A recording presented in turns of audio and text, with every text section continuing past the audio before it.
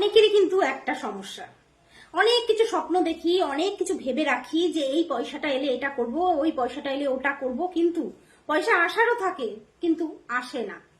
আমি বলবো দোষ আপনার। দেখুন, আপনার বাড়িতে হয়তো কোনো অতিথি আসছে, আপনি অতিথি আসার আগে যদি তাকে জিজ্ঞেস করেন যে তুমি কবে যাবে, তার মান সম্মান একটা আছে, সে কিন্তু আপনার বাড়িতে আসার আগে ভাববে বা আসবেই না। ঠিক সেই রকম আমাদের যখন কোনো কিছু ইনকাম হয়, সেই ইনকামটা হওয়ার আগেই কিন্তু আমরা ভাবতে থাকি এই পয়সাটা দিয়ে আমি এইটা করব, এই পয়সাটা আমি ওকে দেবো, এই পয়সাটা দিয়ে আমি ওটা করব, এই পয়সা দিয়ে আমি বেড়াতে যাব। মানে পয়সা আসলেও না, আমরা কিন্তু খরচের চিন্তা করে ফেললাম। আর মা লক্ষ্মীর এটাতে কিন্তু প্রচুর অপমান হয়, তো সেইখানে আসবেই না মা লক্ষ্মী। কি করতে লাগবে?